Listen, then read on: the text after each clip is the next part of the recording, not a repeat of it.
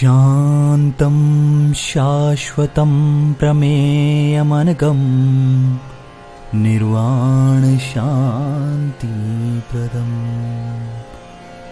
ब्रह्मा शम्भु फणीन्द्रसेव्यमनीशं वेदान्तवेद्यं विभुं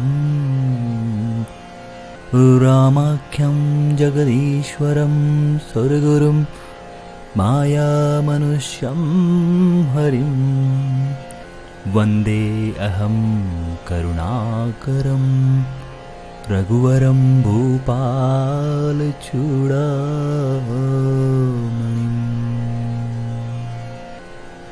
नान्या स्पृहा रघुपते हृदयस्मिदिये सत्यं वदामि च भवानखिलान्तरात्मा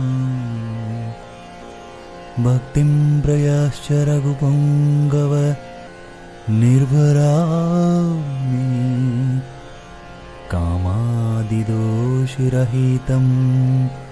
कुरु मानसं च